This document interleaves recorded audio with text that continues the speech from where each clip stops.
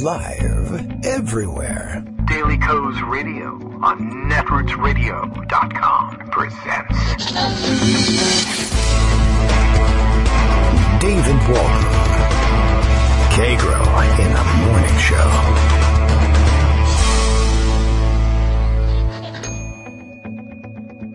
Now, here's David Waldman. Hello, everybody. How you doing? It is Friday, February 24th, 2017. Back at the microphone in the nick of time, saying goodbye to my wife who's leaving on a business trip.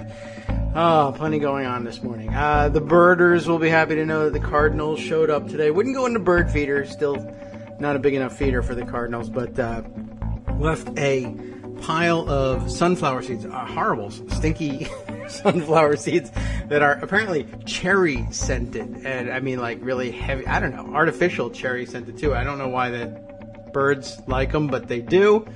And also a little bit of a squirrel fest going on, but we won't be distracted by that today. Instead, we're distracted by the fact that I typed on the wrong keyboard during the intro. I don't know how much of that goes out on the Netroots radio feed. The podcasters always miss it, but we had a little musical interlude that leads into the show on the live radio broadcast of it, and in trying to get the other computer up and running, forgot which keyboard my hands were on, and played some of the sound effects during today's morning interlude. So nice, pleasant music, just sort of building the anticipation until the show begins, and we got this one in there, and then the sad trombone was in there with a little. All right, well, too bad. Anyway, time to go forward. Where do we start today?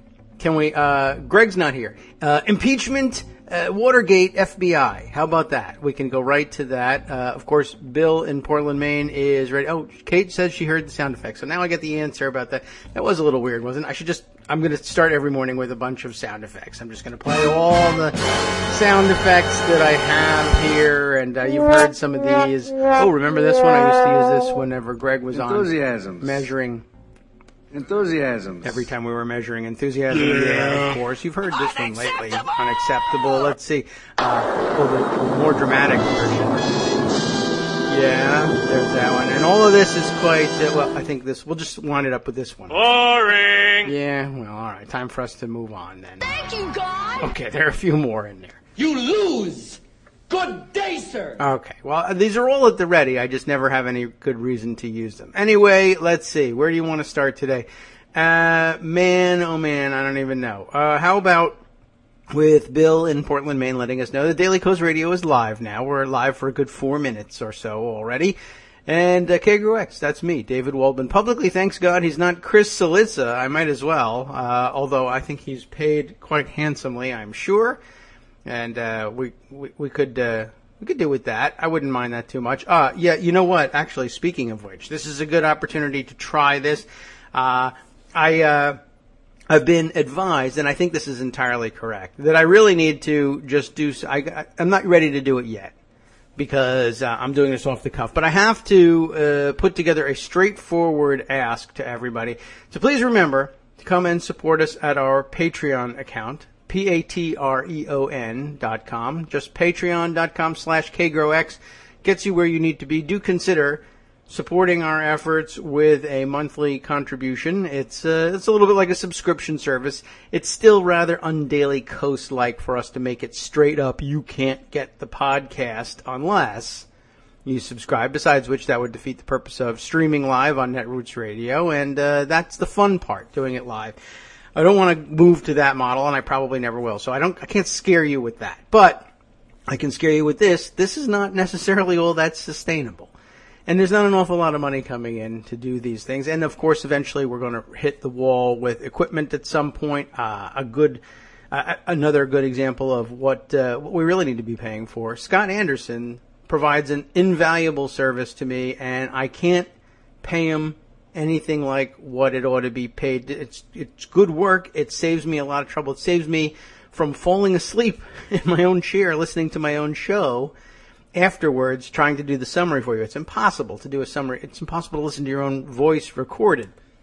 Imagine doing it for 2 hours, listening to things you just said a few minutes previous. Nothing could be worse. It's a terrible thing to have to do. Cleaning up garbage would be worse, of course, but hey, Arlo Guthrie survived. I'm sure I would too. Anyway, the point is that we need your help in continuing on with this stuff. It's a good bargain. If you are interested in the show and you are one of the many thousands of people downloading the show daily, consider what it's worth to you, and why not join in and help support the show at about, what did we decide? About at $1 a show. I mean, that's you don't need to actually support it at that level. Not everybody. It's fantastic when people do. That's about 22 shows a month, $22 a month, 25 of course would cover that. But $1 a show, it adds up. We do a lot of shows. I understand that. Plenty of people are perfectly comfortable thinking, how about 50 cents? A can of soda at a cheap vending machine will do just as well. A quarter. Honestly, trade a gumball. That will be fine. But, yeah, it's true. We need your help. We need your support in order to keep this thing going and make a real go of it past however many years we've already been doing this thing.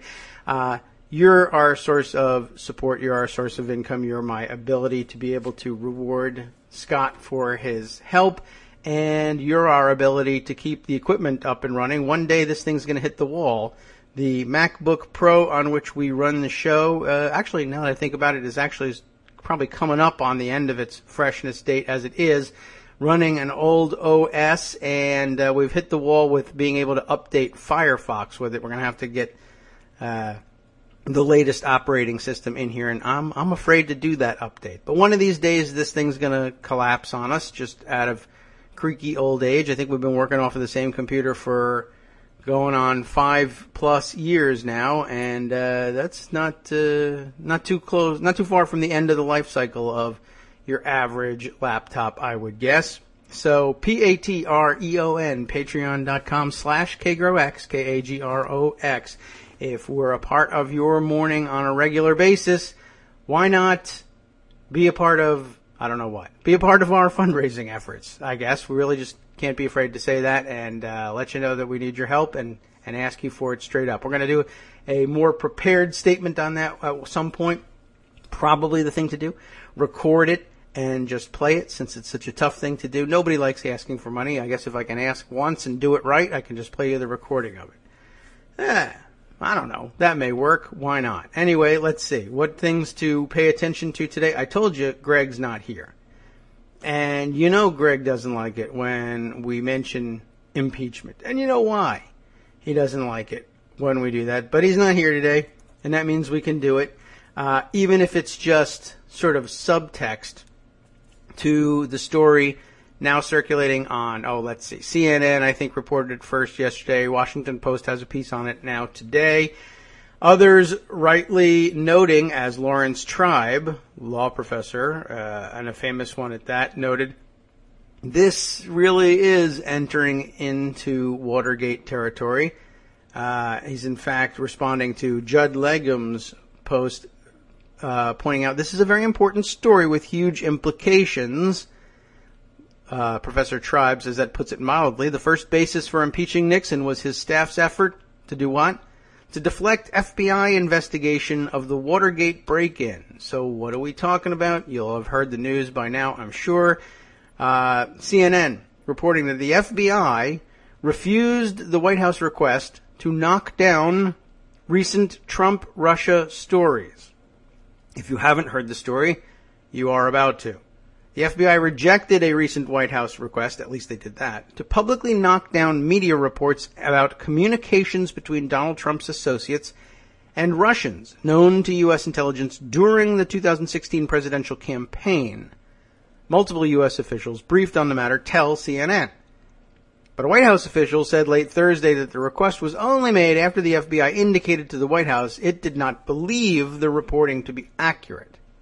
White House officials had sought the help of the Bureau and other agencies investigating the Russia matter to say that the reports were wrong and that there had been no contacts, the officials said.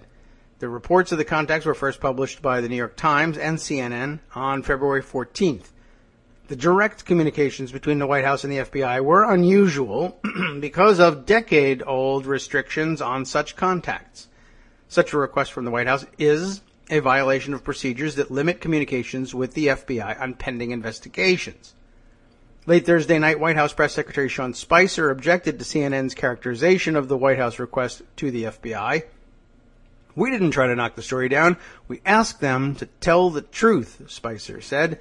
The FBI declined to comment for this story. The discussions between the White House and the Bureau began with FBI Deputy Director Andrew McCabe and the White House Chief of Staff, Reince Priebus, on the sidelines of a separate White House meeting the day after the stories were published, according to U.S. law enforcement officials. In other words, it was just a little meeting on the tarmac. I just wanted to stop by and say hi. We were there for different reasons, and I just thought I'd talk to the guy. What's the big deal?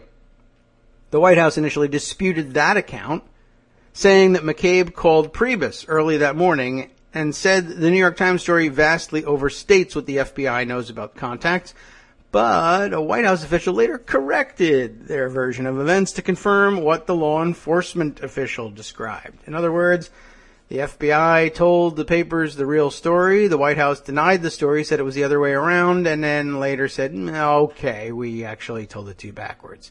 But we're to be trusted. Don't worry about that. The same White House official said that Priebus later reached out again to McCabe and to FBI Director James Comey, asking for the FBI to at least talk to reporters on background to dispute the stories. A law enforcement official says McCabe didn't discuss aspects of the case, but wouldn't say exactly what McCabe told Priebus. Comey rejected the request for FBI to comment on the stories, according to the sources, because the alleged communications between Trump associates and Russians known to U.S. intelligence are the subject of an ongoing investigation. Remember that standard? Well, they decided to hold to it this time, and maybe that's a good thing. I don't know. The White House did issue its own denial, with Priebus calling the New York Times story complete garbage. The New York Times put out an article with no direct sources that said the Trump campaign had constant contacts with Russian spies, basically, some treasonous type of accusations. Oh, thank you for saying the word. We now have all kinds of people looking into this. I can assure you, and I have been approved to say this, that the top levels of the intelligence community have assured me that that story is not only inaccurate, but it's grossly overstated and it was wrong, and there's nothing to it, Priebus said on Fox News Sunday last weekend. CNN had previously reported that there was constant communication between high-level advisors to then-candidate Trump, Russian officials, and other Russians known to U.S. intelligence during the summer of 2016. Several members of the House and Senate Intelligence Committees tell CNN that the congressional investigations are continuing into those alleged Russian contacts with the Trump campaign, despite Priebus's assertion that there is nothing to those reports. It is uncertain what the committees will eventually find and whether any of their information will ever be declassified and publicly released, but the push to investigate further shows that Capitol Hill is digging deeper into areas that may not be comfortable for the White House. The Trump administration's efforts to press Comey run contrary to Justice Department procedure memos issued in 2007, George W. Bush, and 2009, Barack Obama, that limit direct communications on pending investigations between the White House and the FBI. Initial communications between the Justice Department and the White House concerning pending or contemplated criminal investigations or cases will only involve only the Attorney General or the Deputy Attorney General from the side of the department, and the counsel to the President, the principal deputy counsel to the President, or the Vice President from the side of the White House, reads the 2009 memo. The memos say communications should only happen when it is important for the President's duties and where appropriate from a law enforcement perspective. DOJ spokesman said Attorney General Jeff Sessions is reviewing the memos and that the department is following the guidelines in its communications with the White House. The effort to refute the CNN and Times stories came as increasing numbers of congressional members were voicing concern about Russia's efforts to influence individuals with ties to Trump. On February 17th, the Senate Select Committee on Intelligence held a briefing with Comey. It's unclear what was said, but senators suggested there was new information discussed about Russia. Every briefing we go through, we gain new information, said Senator James Lankford of Oklahoma, a member of the committee. Lankford declined to be more specific about the briefing. Senator Angus King of Maine also declined to reveal what was discussed during the Comey briefing. In response to a question on Priebus's strong denial of the claims, King said he was surprised that Priebus would be that categorical. Representative Eric Swalwell of California, a Democratic member of the House Intelligence Committee, said the goal of his panel's inquiry is to follow leads wherever they go, even if they may be uncomfortable to Republicans. The American public will want to know if the president had personal or financial ties to the Russian government, Swalwell said. And I think he's right. Well, an interesting story and an interesting development to see that they apparently didn't have any difficulty trying to warn the FBI off the story. And I guess read in the context of the other day's reading about the decision-making process for Comey when it came to releasing his letter during the campaign, I guess if we take anything away from that, it would be awfully hard to see Comey if the picture we got of him is at all accurate. Certainly it would be difficult for us to guess that he would comply with such a request. But it's a good reminder that the FBI would be the ones responsible for investigating these ties, and the FBI is a part of the Department of Justice and does report to the Attorney General, and of course the Attorney General to the President, and it is a matter of having the executive branch investigate itself. And the only reason we accept that in this country is because of the norms that tell us that the kind of people who would be directing the Federal Bureau of Investigation are also the kind of people who would almost always refuse such a request and let people know if such requests had been improperly made, if necessary, to preserve the independence of the FBI. But this morning, Donald Trump is complaining bitterly about FBI leaks, which I wonder, I don't even know exactly what it is he's talking about. He may, in fact, just be talking about how dare the FBI tell people that we tried to get them to either stop the investigation or to at least make public statements saying, oh, well, the investigation won't eventually go anywhere because there are no connections. We don't even know why we're investigating it. I didn't think he was going to be able to get them to do that, and so far so good, but I guess, Donald Trump, he's the kind of guy who could, he's on his way to CPAC now, as it happens. He left, or he tweeted that he was leaving about half an hour ago. Who knows how he is about getting out the door and into the car. It takes us a million years to get into the car around here. I can only imagine Donald Trump tottering around trying to get into the car, but maybe it's different for the president or if you have a limo in general. Anyway, it may be that, the last person to speak to him at CPAC tells him, go back and fire the FBI director. Get you an FBI director that will quash an investigation, I say. Let's see. So what's he up to this morning? The morning tweets are, the FBI is totally unable to stop the national security leakers that have permeated our government for a long time. They can't even find the leakers within the FBI itself. Classified information is being given to media that could have a devastating effect on the U.S. Find now. And then going to CPAC. That's the sum total of his thinking for the morning. I would give you that those threaded tweets, but they're not threaded. He doesn't know how to do that. Do we need to include those in the roundup? I don't know. I'll open one up for you so that I'll have it available to give to Scott for a very low rate of pay, unfortunately. But you can help change that. I won't go into that pitch again. Anyway, rather remarkable development. Still not quite getting to the impeachment level where he's not threatening to fire people unless they quash the investigation. And I don't know. I mean, the weekend's coming. Maybe it's not that far off. Maybe that's the next thing coming. All right, let me make sure we're running current with the Twitter machine here in case we don't want to miss anything fresh and exciting here on a live broadcast. All right, let's see. Other things that are occupying my mind this morning. Quite right, this comment here from Wes Lowry, Washington Post reporter.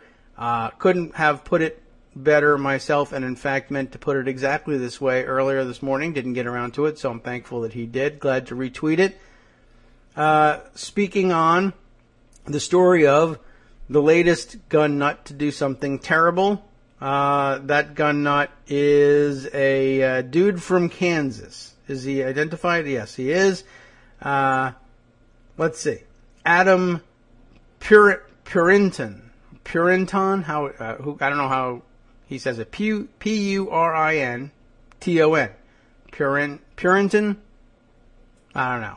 Anyway, Adam, 51 years old, and looking every bit of it. I mean, holy mackerel. No, considerably older looking. I would have put this guy at 70 plus, possibly nearing 80 years old, which tells you a little something about, I don't know, let's say the state of his health care there in Kansas. Anyway, seriously, the mugshot, I would have made him to be 75 years old or more. He's 51. How sad. But not quite as sad as what actually happened to everybody else who happened to find themselves in this guy's path. Here's the headline in the Washington Post. He yelled, "Get out of my country," witnesses say, and then shot 2 men from India, killing one. Basically, drunk in a bar somewhere in Kansas and saw brown people and decided he could shoot them because, I don't know, maybe the President of the United States somehow gave him that idea. A 51-year-old man faces first-degree murder charges after shooting 3 men in an Olathe, Kansas bar Wednesday night, police say, reportedly telling 2 of them, local Garmin engineers from India, to, quote, "get out of my country." One of the Indian men, now here we go, we got to try and pronounce their names the best we can here. Srinivas Kuchibhotla. I'm getting a Kuchibhotla. But do you think it's Bahotla with the extra H? I mean, there's an H in there, but it might be Kuchibhotla. I don't know. That's a decent stand. That guy stands a chance of being the correct name. And I'm trying to do my best for him because, unfortunately, as the victim of the shooting, he's the one who was killed in the shooting. He's 32 years old, and he looks like he's 32 years old and had a long life ahead of him, but taken away by grizzled old bigot weirdo who just happened to have a gun. And hey, by the way, it just happens to be a few days after the House of Representatives voted to allow the mentally ill to have more access to weapons by rescinding a Obama-era regulation using the Congressional Review Act just the other day. Anyway, poor Mr. Kuchibhotla died in a hospital from his wounds. Authorities would not classify the shooting as a hate crime there in Kansas anyway. But federal law enforcement officials said Thursday they're investigating with local police to determine if it was bias motivated, which sort of sounds like maybe they think it's actually a hate crime, but aren't willing to say so for some reason. So Purinton was also charged with 2 counts of attempted first-degree murder for shooting 2 other patrons at Austin's Bar and Grill. Alok Madasani, 32 years old, of Overland Park, Kansas, and 24-year-old Ian Grillett, who tried to intervene. Madasani has been released from a hospital, released Thursday, and Grillett was continuing to recover in the hospital. Witnesses told the Kansas City Star and the Washington Post that Purinton was thought to have been kicked out of the bar Wednesday night before the shooting took place. He seemed kind of distraught. Garrett Bonin, a regular at Austin's who was there that night, told the Post in an interview he started drinking pretty fast. He reportedly came back into the bar and hurled racial slurs at the 2 Indian men, including comments that suggested he thought they were of Middle Eastern descent. When he started firing shots, Grillett, a regular at the bar, whom Bonin called everyone's friend, intervened. In a public video released by the University of Kansas Health System, Grillett spoke from his hospital bed about the night. When he heard shots being fired, he crouched under a table. Hearing 9 shots, Grillett expected the man's magazine to be empty, but soon realized he must have miscounted. Oh, either that or he had a larger magazine than you thought, because that's perfectly reasonable for people to have, except not in the Fourth Circuit anymore. I got behind him and he turned around and fired at me, Grillett said. The bullets went through his right hand and chest, fracturing a vertebrae in his neck and barely missing his carotid artery. I'm grateful to be alive, he said. Another half inch and I could be dead or never walk again. He spent the night in hospital praying that the two other men had survived the shooting. When he saw Madasani enter his hospital room Thursday morning, it put the biggest smile on my face, Grillett said. But he soon found out that Madasani's wife is 5 months pregnant. I was just doing what anyone should have done for another human being, Grillett said, his eyes filling with tears. It's not about where he's from or his ethnicity. We're all humans. I just felt like I did what was naturally right to do. Purinton, by the way, a Navy veteran. Let's all thank him for his service. IT specialist and former pilot and air traffic controller. Isn't it good to know you had your life in his hands? Was taken into custody about 70 miles away in Clinton, Missouri, authorities told the Associated Press. Assistant Clinton Police Chief Sonny Lynch. You never really want to get caught by chiefs of police named Lynch. But I guess this guy was probably safe from the worst consequences of that. Said, and the chief said an Applebee's bartender called police because Purinton told him he had been involved in a shooting, according to the Associated Press. Always tell your Applebee's bartender everything. And remember, the Applebee's salad bar is delicious, and that's why your average middle American salt of the earth murderer goes there for a drink after a refreshing shooting spree. That's something you're gonna learn in the opinion pages of the New York Times, where we learn about all sides in this country. Anyway, let's see. He appeared before a judge in Henry County, Missouri, waived his right to fight extradition. Bond set at $2 million, which certainly he had in his back pocket. At a news conference on Thursday, officials declined to go into detail regarding the shooting. How much more detail do you really need? Well, I don't know. If you need more, by all means, take a look at the many write-ups of it around the country. I think we've got the basics of it here. There is a GoFundMe account to help both with funeral expenses for the victim who was killed, with hospital expenses for those who were not.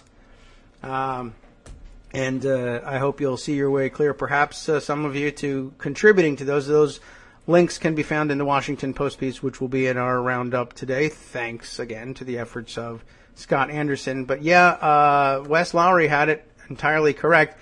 If instead of yelling, "Get out of my country," he had yelled, oh, I don't know, let's say even an English translation, "God is great," or as you might know from Arabic, Allahu Akbar. Had that happened, had that been what was shouted, wall-to-wall news coverage, and I'm certain we're bombing some country or another. But no, we don't pay attention to the troubles we raise here with our own political rhetoric. We do on our show. At least we've got that going for us. We'll see. And I mean, it's not as though the mainstream media is ignoring the story either. It's caused a minor outrage, at least, and I assume that will build as more and more people hear the story, and that is as it ought to be. All right. Other stories occupying time and occupying space, I guess, in Pocket. Let's see. Okay, another coverage of this New York Daily News, coverage of that too. Good tabloid-style coverage, and they really give the details if you really want to tell the story in the juiciest way. Let's see. A few other items here to include. Oh, I can get rid of one of these. Oh, yes. Meant to bring this one to your attention. This would be a good one, perhaps, to talk about at some point with Greg. But he's not here today to do that with us. But speaking of guns and gun issues, this story caught my eye in my regular rounds looking for gun fail stories. The Miami Herald, with the headline, "No one could have predicted gun injuries and deaths among Florida kids have spiked." They've gone up. Get this. One child is shot every 17 hours. That's in Florida. How do you like that? But Chicago. really, honestly. Don't you want to talk about Chicago a little bit right now? Yeah, it's pretty amazing. Let me read you this story, but well, let's get to the facts of it first, and then we'll make some commentary on it. This, again, in the Miami Herald, our writers here, Kathleen McGrory and Connie Humberg, actually written for the Tampa Bay Times, it says in the byline, but running here in the Miami Herald. Dateline Tampa, of course, huddled in a backyard shed in Sulphur Springs. This is going to tell us some of the gun fail stories lingering out there. The four boys examined their prize, a .380 caliber pistol so smooth it looked like a futuristic toy. One of the boys had stolen it from his uncle. They thought it was unloaded, because everybody always does, so they passed it around, pointing at each other like in the movies, until it fired. It fired. Yeah, well, we know who fired it. Its bullet tearing a hole in Akeem Boswell's neck. Akeem died that night. That was March 14th, 2015, at Tampa General Hospital. 16 years old. Gun injuries are a growing problem for Florida's children, rising along with the increasing availability of firearms across the state, the Tampa Bay Times has found. No one, of course, could have guessed that an increased supply of guns across the state would lead to an increased supply of gun accidents, unless, of course, you had been paying any attention whatsoever or had just simply figured out for yourself, well, gun accidents happen where guns are. More guns, more likelihood of more accidents. It seems pretty intuitive, but a lot of people are invested in denying it. Anyway, to determine how many kids are shot each year, accidentally, intentionally, or during the commission of a crime, the Times looked at millions of hospital discharge records for patients across Florida, as well as data collected by the state's 24 medical examiners. In other words, following the pattern of the New York Times investigation of going on about 4 years ago now. Michael Luo, I think, was one of the lead writers on that one, just doing their own data research, because the government isn't doing it for you. Of course, another way to track how many kids are shot accidentally is read every newspaper you can online every day and search their databases and keep your own records, like I do, which I think motivates a lot of newspapers to do the same. The analysis, though, that they did over there at, the Tampa Bay Times, the analysis found that between 2010 and 2015, nearly 3,200 kids, 17 and younger, were killed or injured by firearms. Put another way, a child in Florida was shot on average every 17 hours for 5 years in a row. I have to add, from 2010 through 2015, the number of kids killed in gun-related incidents rose nearly 20%. Remember how, if you've ever had discussions about this stuff with gun enthusiasts, they keep insisting that gun accident numbers are declining.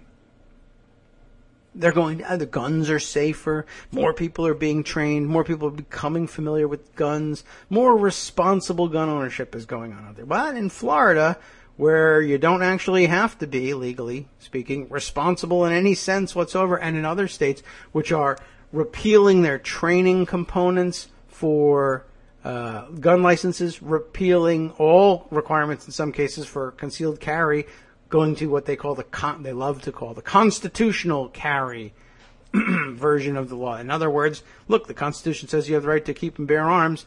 Get what you want, carry it where you want. Don't ask us. We don't need to license you or track you or keep the serial number of your gun or find out if you've been trained in any way. Just go for it. People get shot, they get shot. What can you do? Second Amendment. Well, again, Fourth Circuit says something different these days. And begs to differ, by the way, on what is constitutional about concealed carry.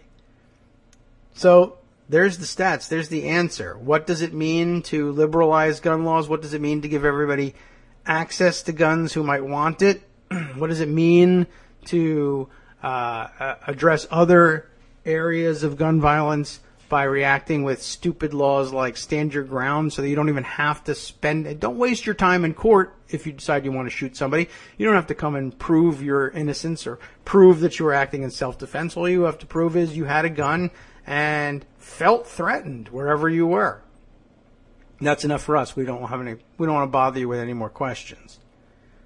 And you should never lose sight that that's the ultimate outcome. That's the aim of stand your ground laws. A lot of people think that it's just a self-defense doctrine, as though there weren't one on the books already. But no, you're always entitled to a self-defense plea in court. You could always say that you felt threatened. You could always say you were acting to defend your life.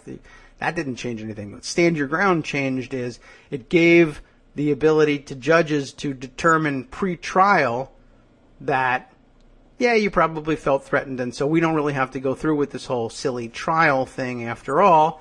If you just say you felt threatened and show that you were in a place where you had a right to be and a right to defend yourself once you were there, that's enough for us, especially if you're white.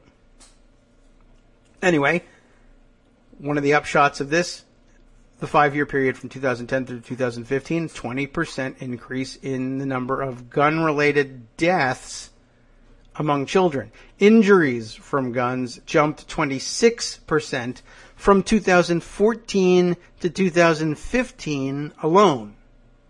1 year, more than a 26, more than a quarter, a 26% increase in injuries. That's a very rapid increase. And that's not me saying it. That's Dr. Garen J. Wintemute, who runs the Violence Prevention Research Program at the University of California, Davis School of Medicine. Firearms killed 475 kids during that 6-year span, slightly less than cancer, in case you were tracking that, but more than cardiovascular, infectious, or respiratory diseases, if you wanted to have something to compare it to. And a good reminder, that is a 6-year span, I guess, including 2010 and 15 in your count. I had said 5 years because 15, 10, you know how it goes. Next time somebody reminds you, well, you know, how many kids died on ladders, or it could have been a fork or a baseball bat, right? Slightly less than cancer, but more than cardiovascular, infectious, or respiratory diseases. That's a lot. Meanwhile, in case you were unmoved by that, hospitals statewide billed more than $100 million for pediatric gun injuries. More than $75 million of that was billed to a publicly subsidized insurance provider, such as Medicaid or Florida's Kid Care, in case you didn't think you were on the hook for it. This is a major problem for our children, said Dr. Judy Schechter, chair of the pediatrics department at the University of Miami Health System. I call it America's most preventable disease. Yet, ask state law enforcement officials how many kids are shot each year, and they don't know. The Florida Department of Health has a statewide campaign to reduce drownings, but nothing aimed at reducing the number of child gun incidents, which kill roughly as many children 17 and under as drowning. And remember, they're constantly telling you, what about swimming pools? Yes, what about swimming pools? You actually have pretty stringent laws about swimming pools in Florida. It has to be fenced in, etc. It doesn't prevent all the accidents. But now you can't regulate my gun, but you can tell me how high the fence needs to be around my swimming pool. Why? Because we want to prevent drownings. What about accidental shootings? Well, that's called getting freedomed for a reason. We have an epidemic, said Dr. Leopoldo Malvezzi, trauma director at Nicklaus Children's Hospital in Miami. And that's interesting. There's a Jack Nicklaus Children's Hospital in Miami. There's also an Arnold Palmer Children's Hospital in Florida. I see their number called all the time as kids in that part of the state end up there when they have gunshot wounds. That's where they take them.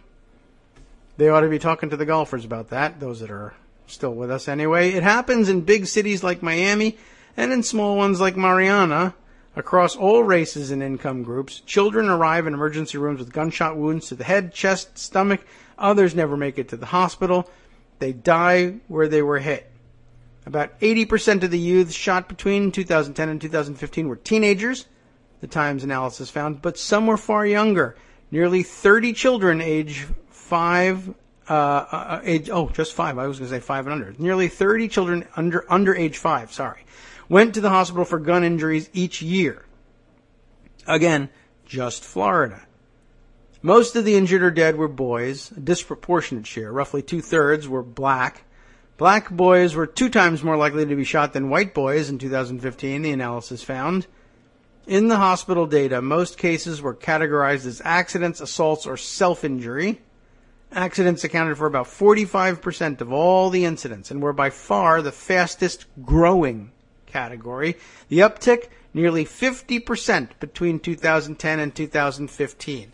And again, now here we'll pause to remind you that one of the questions behind the gun fail collection, one of the motivations, of course, was I've told you about this one before.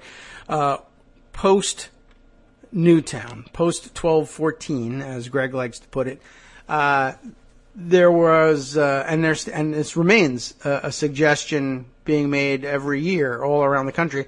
The suggestion was that teachers ought to be able to carry weapons with them during the school day to prevent mass shooting events in a school. And I had some questions about that and whether or not it might, in fact, be more dangerous to have those guns in everyday circulation around kids where nothing was going on, but where the presence of guns created the possibility of gun accidents. And I wondered, how often does it happen? Given the number of guns in circulation, I bet we would all be surprised to learn the real rate of gun accidents in this country. And by the way, I haven't uncovered anything near the real rate of gun accidents in this country. I find that statistically speaking, I appear to be uncovering no more than 20% of the gun accidents in this country. 80% of them never make it to gun fail, and yet I show you 40 to 50 a week. Think about that, if you can find the time for it.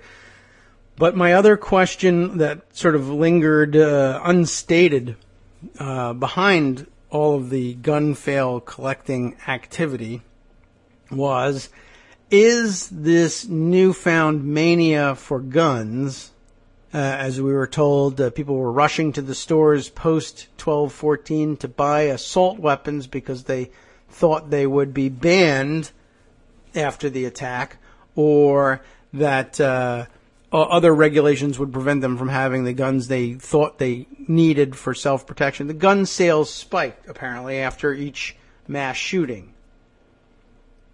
And I wondered, with all these new guns in circulation, plus with all the new laws in some places that actually liberalized gun laws in response to Newtown, really, which is rather amazing when you think about it. Now, I mean, if you were frustrated before that, what does it take to get Congress to act or to get legislators to act? Kids dead in school. I mean, come on, what are you waiting for? And in fact, everything went the other direction. Not every place, of course. Some places actually managed to tighten their laws.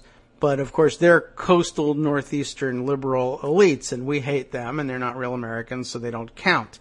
Now, they've seen their gun violence either stabilized or drop during that time. But who cares? Because America. And after all, they don't drive pickup trucks, and we don't even want to hear about that. But where they went the other direction, what do you know? 25% more accidents in a single year involving kids. I don't know if I could have guessed that. Now, there's something else at work here, too. We'll get to that in a minute. But back to the story, just in case there are any more startling statistics to share with you, and in case you missed that one or forgot already, 50% increase in accidental shootings involving children in the 6 years between 2010 and 2015. So there's the answer. More guns, more accidents. More accidents, more kids. The end. The hospital data did not provide details about the circumstances of each shooting, says the article, but research by the advocacy group Everytown for Gun Safety shows unintentional shootings involving children often take place at the home or the home of a friend or family member. Younger children tend to shoot themselves. Older children are often shot by someone else. There are more stories here. That's what happened to Lavardo Dinesh Fisher, Jr., I guess the second is how he's designated here.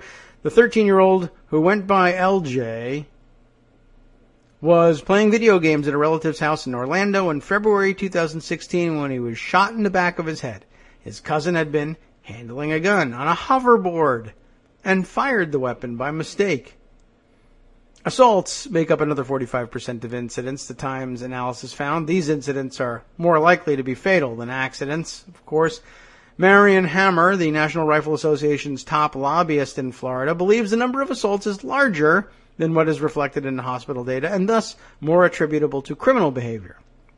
A lot of them are gangbangers who are shooting each other, she said. And a lot of them are, but a lot of them aren't. And as they point out, many cases are not that cut and dried. Nourisha Talbert, 17, driving home from dinner at an Applebee's. They're having a great branding day, Applebee's, in Miami-Dade County, when with two friends, when a bullet pierced the windshield of her red Nissan Sentra and struck her forehead. A photo of Nourisha Talbert, who was 17 when she was killed by a bullet, is embedded into her grave marker. Her death on October 17, 2015, stunned her family, friends, and teachers. She made top grades in high school, worked weekend shifts at McDonald's, squirreled her paychecks away into a college savings account. She had hoped to study biology at the University of Central Florida. A 16-year-old has been charged in the case and is awaiting trial. Police won't say who he was targeting or why. Regina Talbert believes her daughter was caught in a gang crossfire. Never thought I'd lose her to guns, the mother said. One possible reason for the soaring number of gun accidents among children is that the number of guns is increasing. Do you think? Do you think that's possibly it? Now, of course, our NRA lobbyists here would say, see, what I tell you, gangbangers. But, yeah, gangbangers sometimes hit people who aren't. Legal firearm sales are on the rise. Background checks required to buy firearms from licensed gun dealers jumped 66% in the period of the study. According to the Florida Department of Law Enforcement, the number of concealed weapon permit holders over that period nearly doubled from 739,000 to 1.4 million, far outpacing population growth. That doesn't account for a possible increase in guns bought from private sellers or in illegal gun sales, which aren't easily tracked. Research has found a statistically significant association between gun availability and rates of unintentional gun deaths, also gun homicides and gun suicides among children. In simple terms, the more guns, the more kids will shoot themselves or others. I feel like someone should have said something. But we were waiting for the data. After all, remember, my anecdotes are easily dismissed. They don't tell us anything. They're just a bunch of stupid stories, and you shouldn't even try to relate them to one another. Wait for real data. Here's the data. Here's the data. What do you think we're going to do about it? Probably nothing. Anyway, I think at this point it's probably best to jump off of this story and point out news that we mentioned the other day that finally, after a couple of years, I think 3-4 years now, during most of this time, I guess I'll say it this way rather than jumping to the conclusion. During the bulk of this 6-year period that they're studying, in which we see the 20% increase in gun injuries across the board for kids in Florida and a 26% increase in just the years 2014 to 2015 alone, right? During the bulk of this period, do not forget, it was illegal in Florida. Passed the statute in the Florida legislature, signed by the governor. It was illegal for doctors, pediatricians in particular, for doctors across the board to speak with their patients or their patients' parents about guns and gun safety in the home. They could not ask, by the way, if you have a gun in the home, Are you securing it? Are you locking it up? Are you putting it in a safe? Do you have a trigger lock? Do you have any mechanism at all to prevent your children from finding your gun and accidentally firing it, or firing it on purpose for that matter? It was illegal because Second Amendment.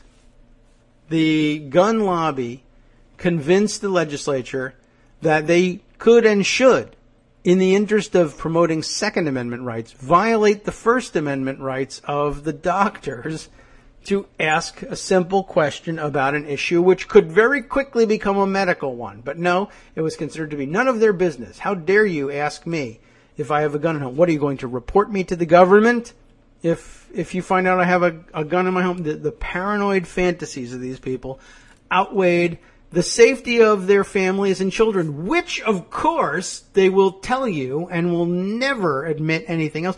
That's the reason they bought the gun in the first place. I have the gun to protect my family, to make sure my children are safe from, I don't know what, marauding street gangs, ISIS invasions, traveling baseball bat and fork salesmen.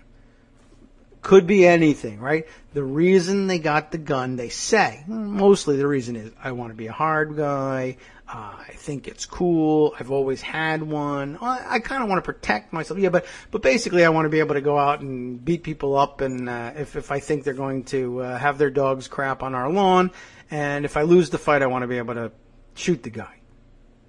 But now, I got to have a gun to protect my family, and they say, okay, fine, that's your right. I'm not going to tell you otherwise, but I am going to remind you. More kids get shot by accident where there are guns than they do where there are not. And so you can make the decision. You assume the risk or not.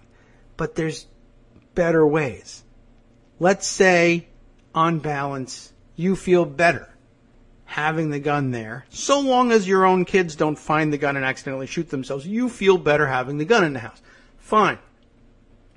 There are specialized products made by and endorsed by supporting members of the National Rifle Association, because after all, it's a trade association, not an individual rights organization anymore. But the NRA will tell you, yeah, lock it up, keep it safe. They put a trigger lock on it. Of course, there are members of the NRA who say, no, you got to be able to draw and fire within a split second, and those are the more paranoid folks, I guess.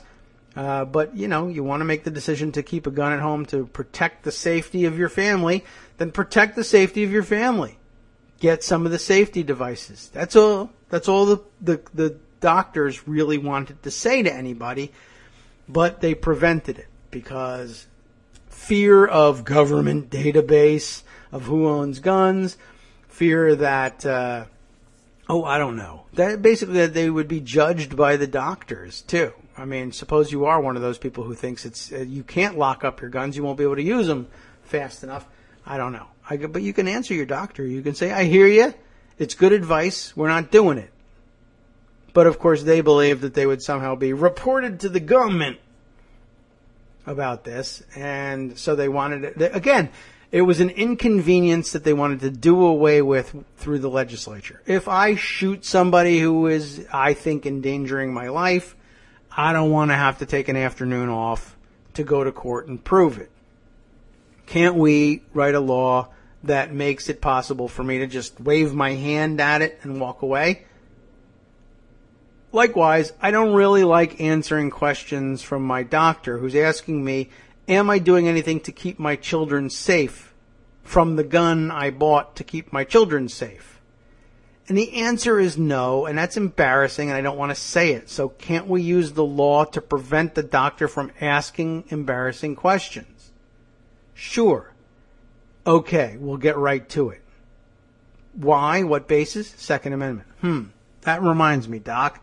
I would like my doctor to write down that I have gigantic genitalia and I'm fantastically talented in its use. Now, that's not normally something that you would record in a medical chart, but can't we change that? Well, I don't know. We probably could. But, by the way, tell me more about this gigantic genitalia you're carrying around. Oh, well, you're prying into my personal information here. Just let's, I think, for the sake of argument, just assume that it's true. Why can't we just have the doctors write that down and maybe, let's say, issue me some sort of identity card that would attest to that fact that I could produce in a bar, let's say. Could we have that? Well, it's within our plenary powers, I guess. We could do that, but you don't really have a lobbying association behind you, do you?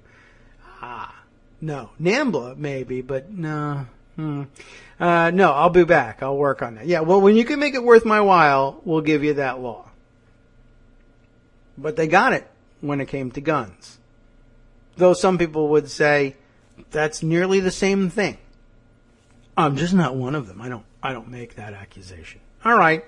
Well, anyway, I thought that was rather amazing, and I guess makes the news that much more exciting that the appeals courts or the courts in Florida have, in fact, invalidated the old Docs versus Glocks law very recently and have freed up doctors in Florida again on First Amendment rights, First Amendment basis, to speak with their patients and their patients' parents about gun safety in the homes.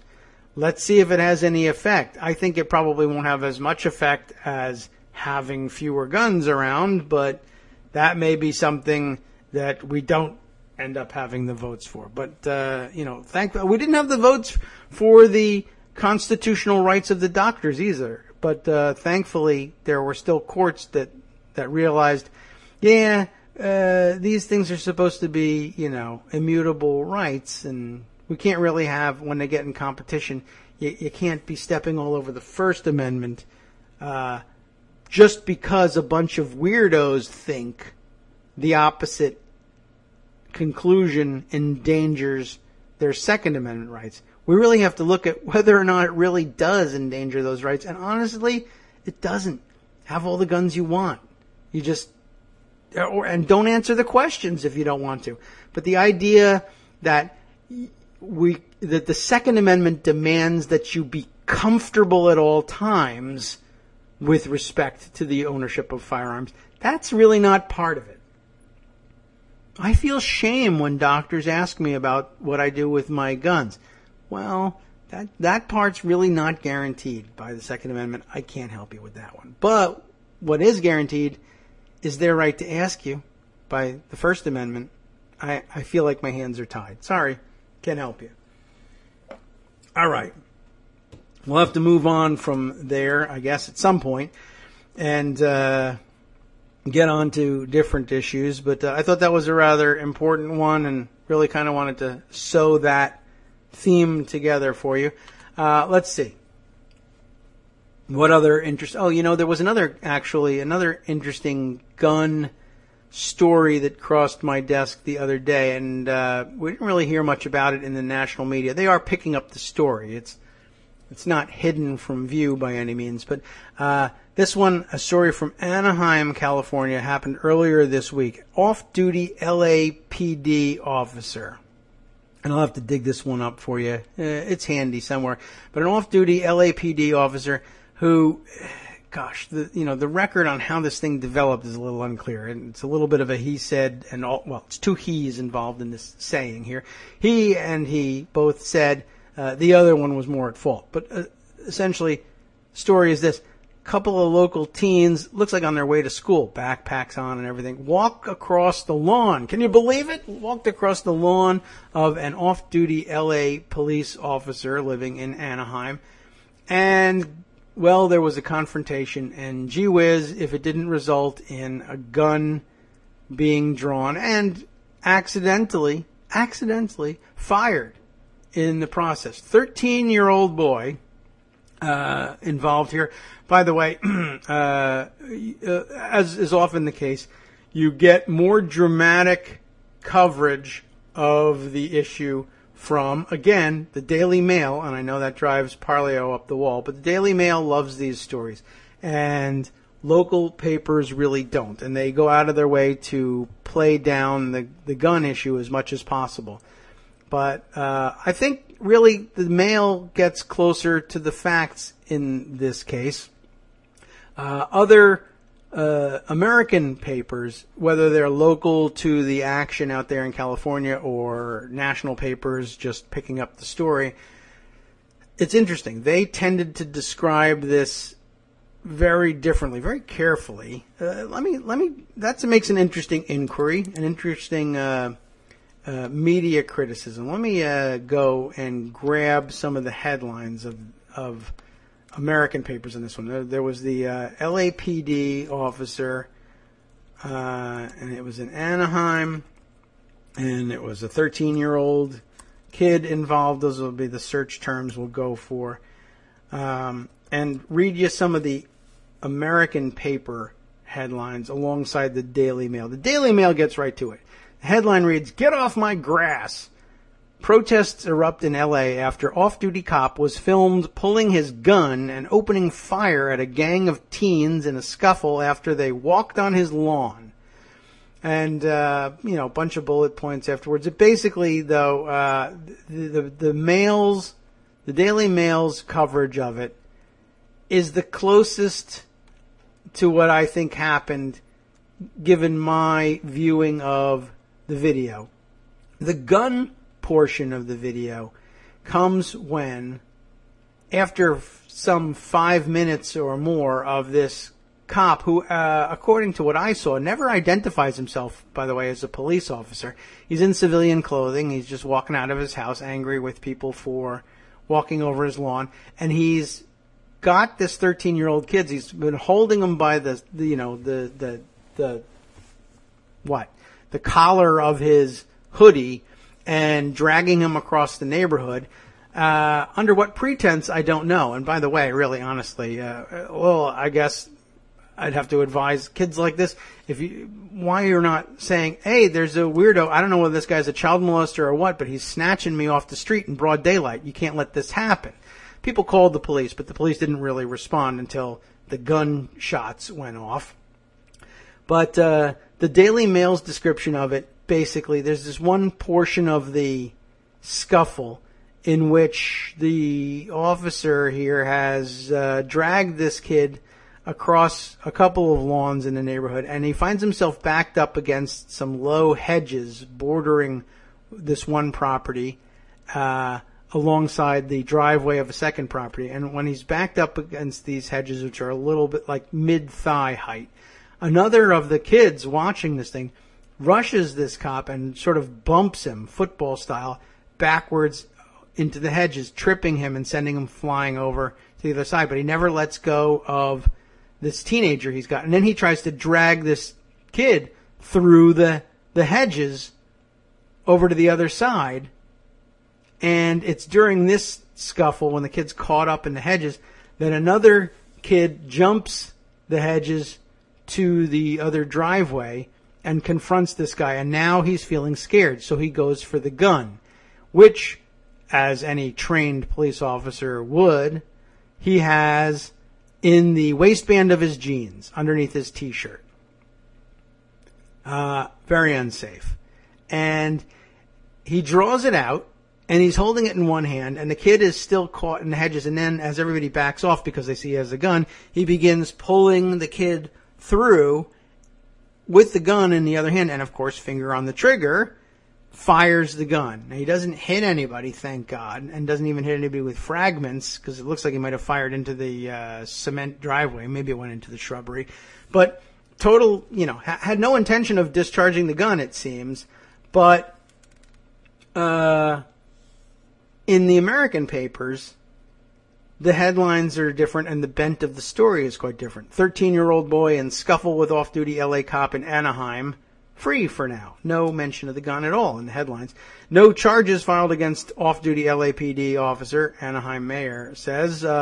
Video shows Anaheim struggle between boy 13 and off-duty officer. Anaheim mayor police chief upset by video of off-duty LAPD. How an off-duty cop telling teens to stay out of his yard escalated to gunfire, protests and outrage. All kinds of different takes on the thing, but mostly the reporting doing everything they can to avoid mentioning that he accidentally fired this gun. And I guess it's possible he fired it intentionally, but I don't know. He had everybody he wanted to have at point blank range and still managed to miss. He pulled this gun out to frighten people away, and he didn't get it back into any kind of holster or anything. He kept it out and then tried dragging this kid and ended up accidentally firing it. By the way, on top of this, if you take a look at, particularly at the Daily Mail's, I'll include all the links, of course, the Daily Mail's coverage of this, there's a particular loop of the video which they have repeating here over and over, just prior to the shooting. But what you'll get to see is this cop reaching for his gun. And I got to tell you, it's amazing that if this cop had really been threatened, I mean, he pulls the gun because the kids are now he's surrounded. So he feels scared. But if he had really been actually threatened, that guy's dead. He's dead in an instant. You should see him fumbling for this gun. And this is the trouble with concealed carry, generally speaking. These guys think like they can one-handed draw by getting their T-shirts up out of the way. You know, in practice, in the mirror, it's really easy. In real life, when you actually are a little bit frightened, this guy fumbles. He must make 5-6 passes with his fingers trying to bring up the end of his shirt to get out of the way. And you can tell what he's doing. I'm amazed that the kids stay near him. I guess they can't believe he's really going to draw a gun on them. But I don't know. I mean, I guess if you're in a situation where you really are confronting somebody like that and you really do think it's a possibility they may draw a gun, this guy is telescoping what he's doing so badly, right within grabbing range of the kid that's near him. That kid could just as easily have seen this motion and have grabbed at his wrist.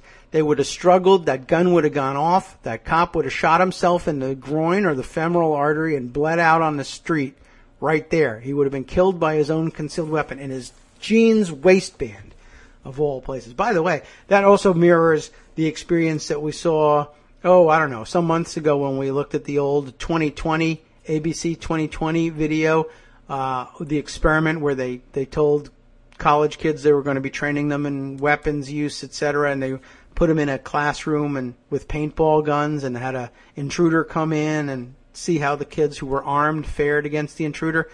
Almost everybody who had a concealed weapon underneath a T-shirt had struggled and got their gun caught in the shirt on the way out, couldn't get the shirt out of the way, shot themselves, or were shot dead the minute they moved for the gun. It made it so obvious that they were drawing. Concealed carry under a shirt like that. In all the years I've been covering gunfill, I've learned quite a bit about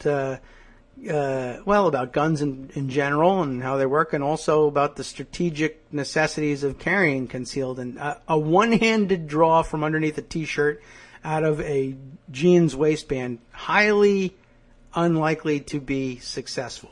All the training things I've ended up seeing in all the time that I've watched this mean, coming across the body with the left hand, presumably if you're a right-hand carry, and drawing up the shirt with one hand and then going for the gun with the other, using the left hand to lift the shirt, right hand to get the gun.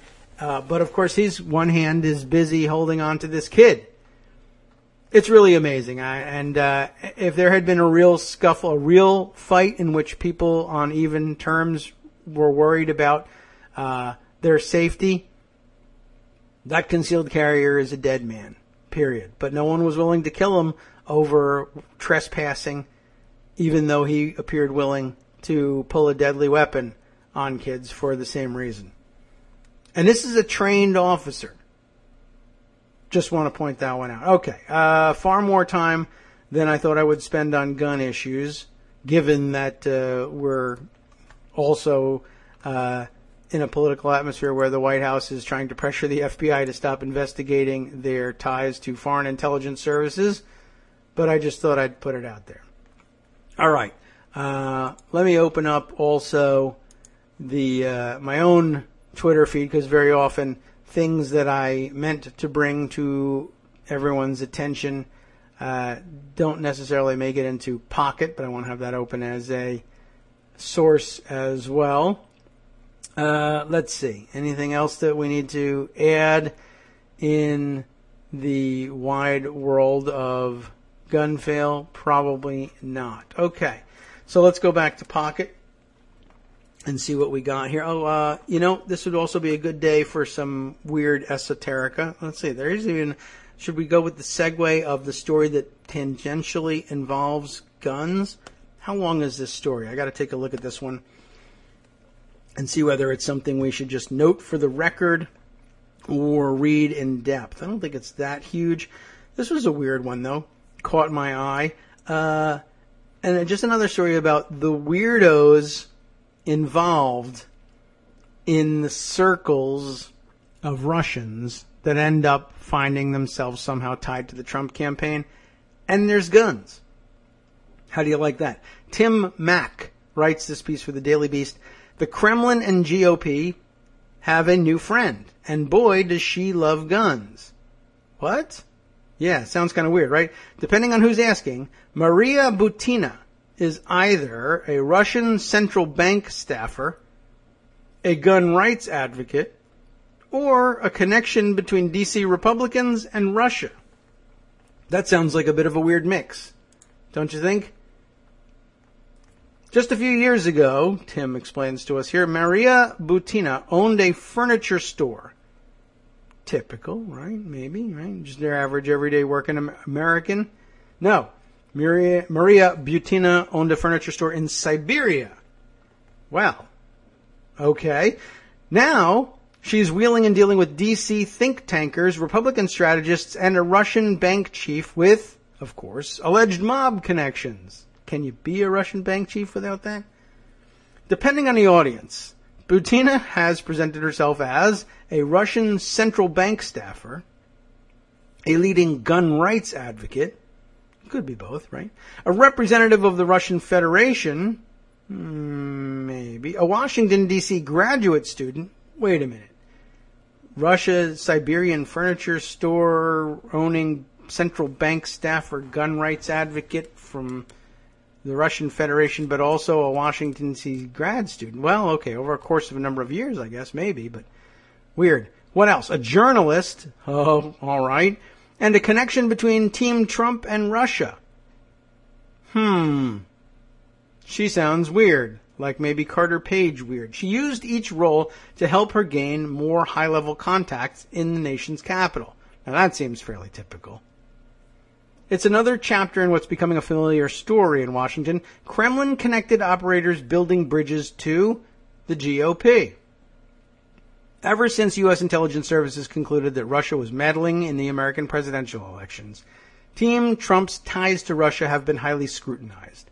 The president's national security advisor, Michael Flynn, resigned because he misled his bosses about his contacts with the Russian government, and his former campaign manager, Paul Manafort, also resigned due to questions about his relationship with Russia.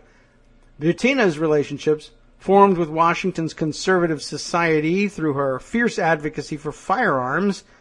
One conference described her as the public face of gun rights in the Russian Federation, provide a previously unreported link between the Russian government and the Republican Party. Oh, unreported? Let's talk about it. Two of Butina's friendships in particular have raised eyebrows.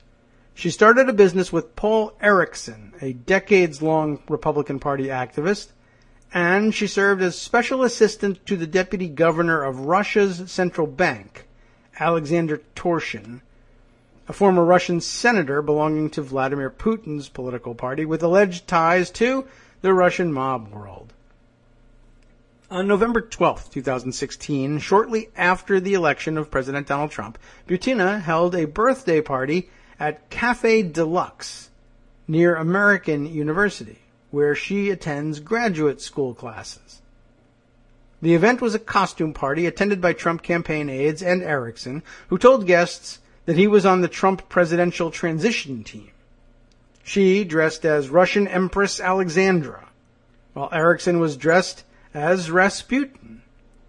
As chilled vodka flowed through the ice sculpture, they love that, a bottle imprinted with the Soviet hammer and sickle, she took some time to brag. How do you like that? She's there dressed as Empress Alexandra. She's tied to the post-Soviet Putin mobbed-up government, but she thought the funny thing to do was to have the vodka bottle with a hammer and sickle. All right. So she took some time to brag. She brazenly claimed that she had been part of the Trump campaign's communications with Russia. 2 individuals who were present said, oh my God, tell the FBI. On other occasions, in one of her graduate classes, she repeated this claim. She said so in my class, and she said so several times in the last semester. Svetlana Svetlana's last name is Savranskia. I'm going to say Savranskia.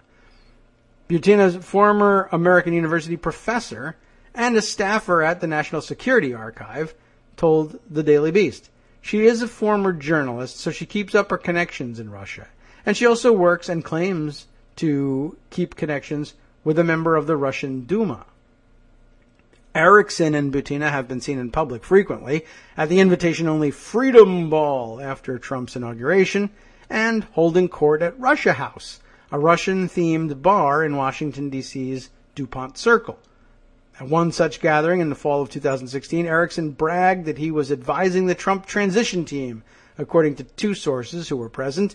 He is also said to have told a story about introducing Mikhail Kalashnikov, inventor of the AK-47, to former NRA President David Keene. Kalashnikov allegedly inspired the creation of the Right to Bear Arms, that is, Butina's gun rights group. The 2 appear to have gotten close. Erickson formed a limited liability corporation with Butina in February 2016. That wasn't what you were expecting to hear about them growing close, was it? According to the South Dakota Secretary of State, because South Dakota, right? That's where everybody incorporates these days. It's unclear what this organization, Bridges LLC, actually does. Despite living in Washington, D.C., Butina has a cell phone number with a South Dakota area code. She's everywhere. Maybe she just comes across the Arctic Circle. As a former board member of the American Conservative Union, an influential conservative group that puts on the annual Conservative Political Action Conference, CPAC, yes, familiar?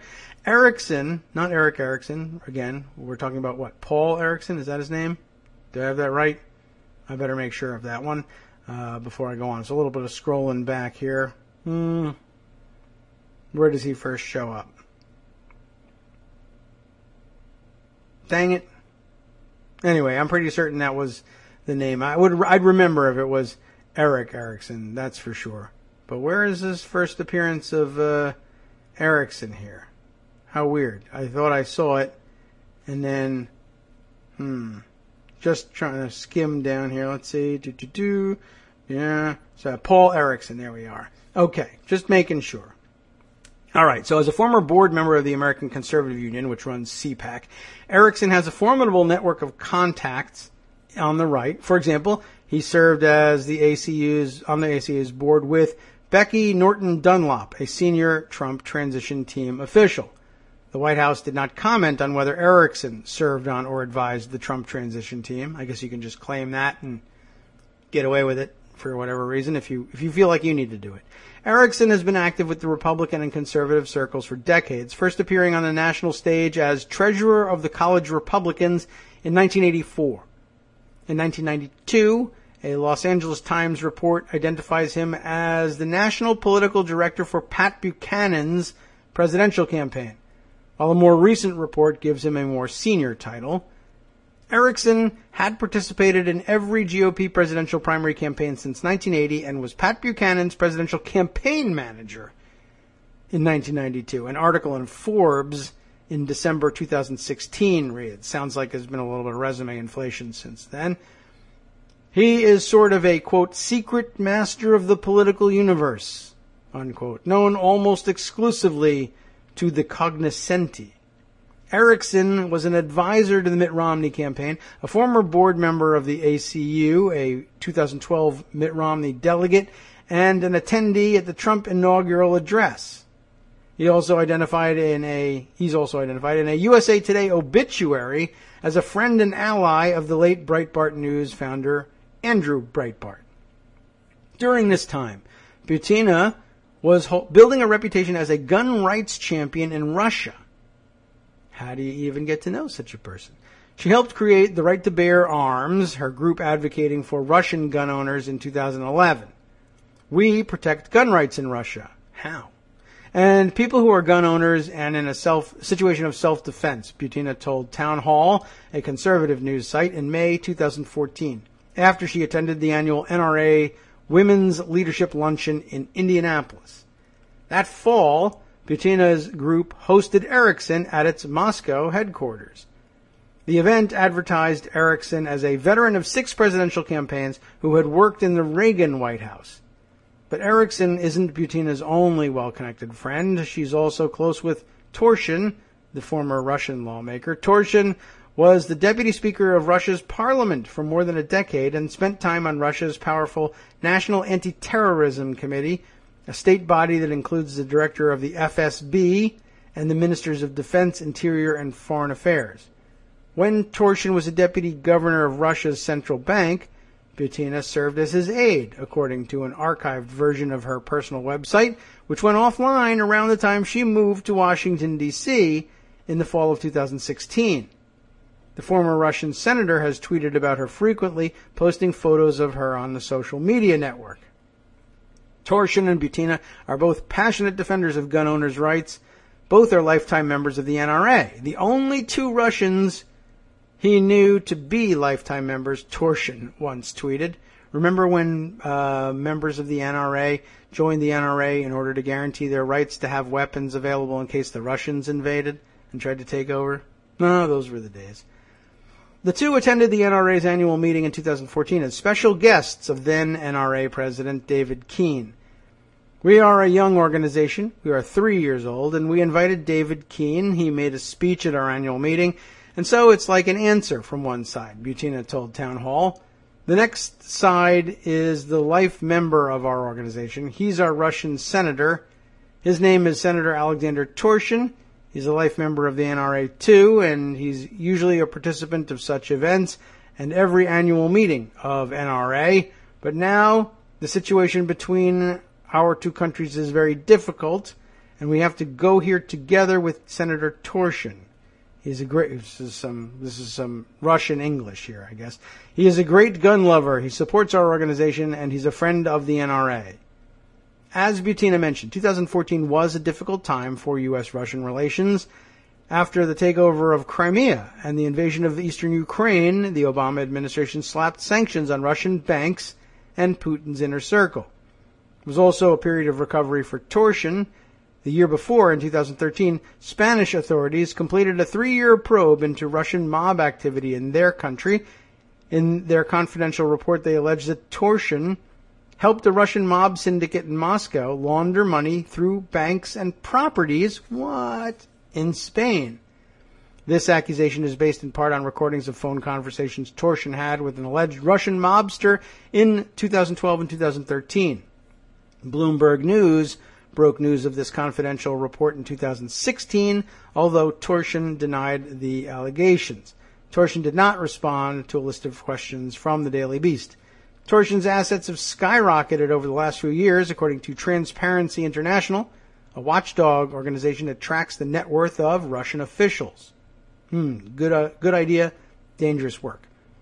One of Torshin's superiors at the bank between 1995 and 1998, former First Deputy Governor Sergei Alexashenko, said Torshin may have returned to his old post at the behest of the Federal Security Service, or FSB, with which he appears to have long-standing ties, Bloomberg reported. Alexashenko, a former head of Merrill Lynch in Moscow, I think that's where Carter Page was supposed to be working, is now a senior fellow at the Brookings Institution in Washington.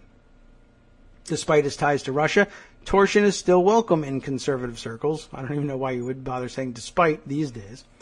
In May 2016, he returned to the NRA's annual convention and shared a dinner table with Donald Trump Jr., according to the same Bloomberg report. Wow. By the way, what are we doing here with this? It's interesting because this hasn't yet developed into a major story, but I have the feeling the way the Felix Sater stuff did when I read it to you first, this, I think, is important to have on the record, and eventually the journalists who do the real work behind this show. I do the reading. behind this show.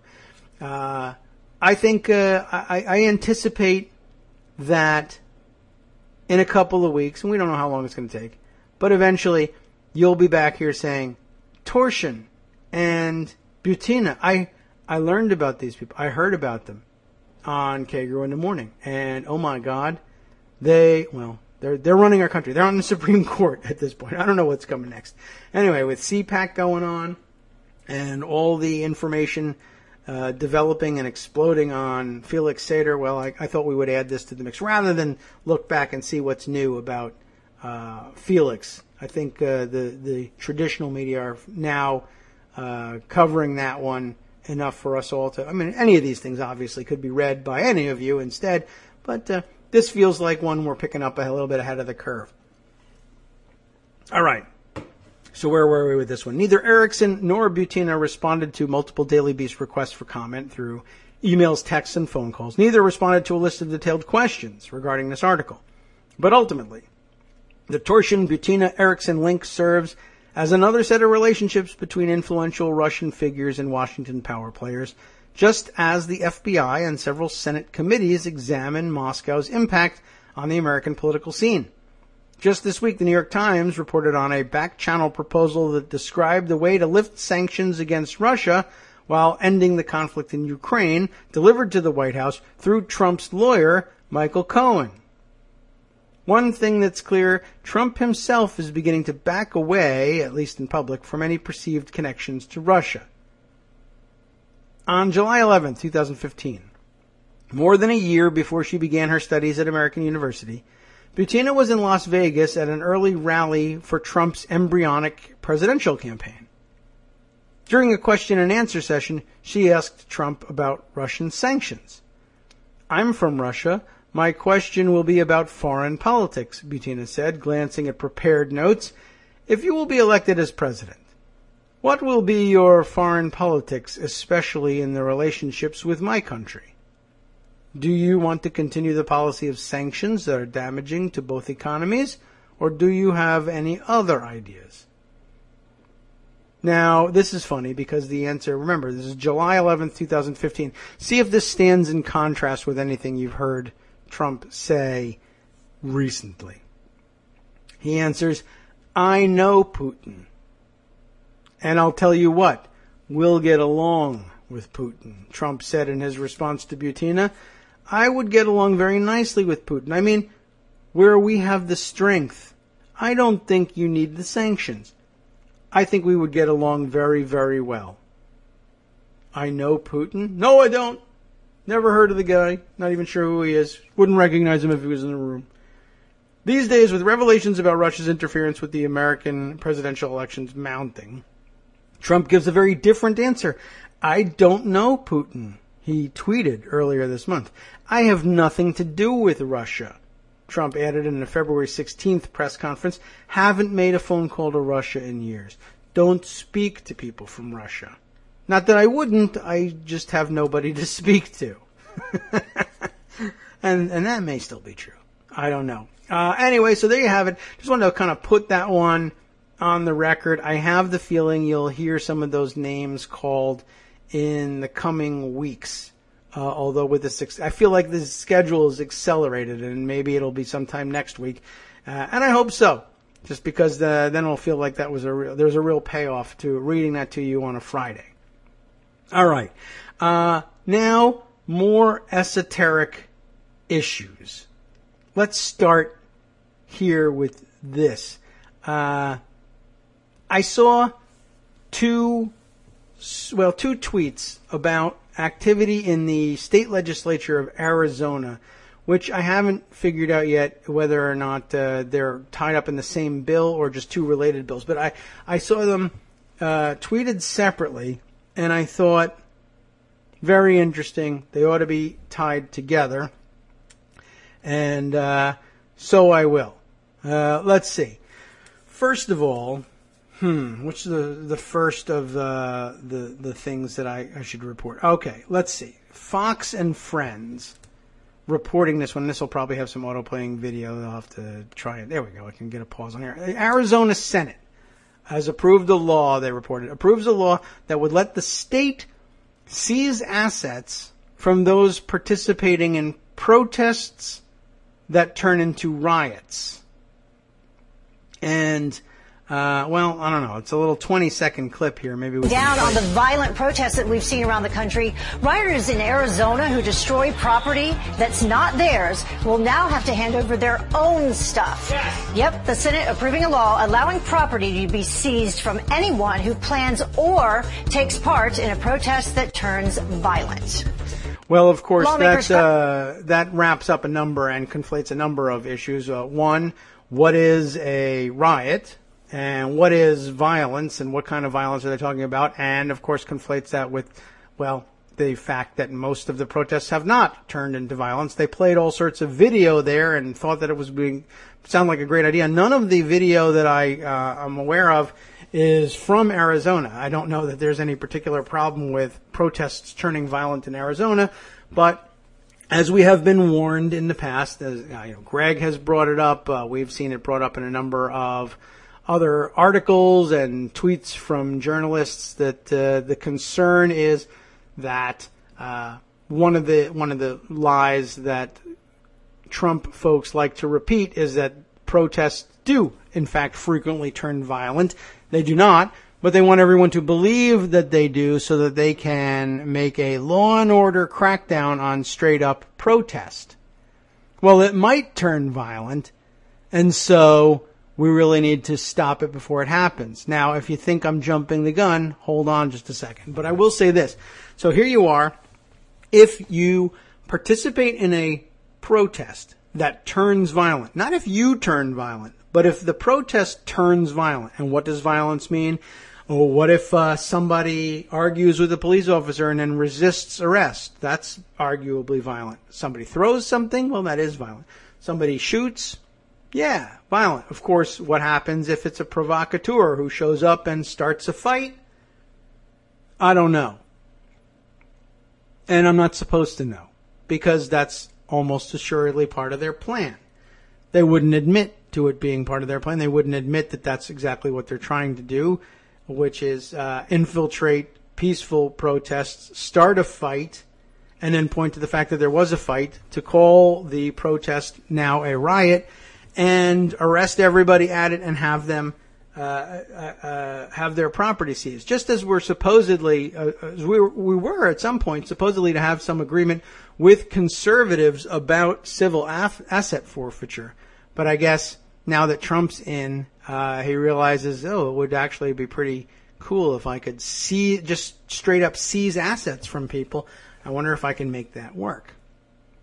Anyway, I just thought that was an interesting approach to all of this, and no word what bill this is a part of, so I can't really, from these reports, cross-check it and see if it's the same thing. But I bet some background research would probably reveal that, and probably reveal it to be part of an overall package as to how it's being handled in the Arizona Senate. More importantly, of course, is the overbreadth of this thing. If you go to a march and participate in it, exercising your First Amendment rights of assembly and petitioning the government to redress grievances, etc., all the standard reasons you should be allowed to do this sort of thing, and somebody else goes crazy, whether they're there as a provocateur or not, now you're at a riot. Now that means your assets can be seized, even if you didn't participate in it. I would bet that they didn't bother to exempt people who don't participate.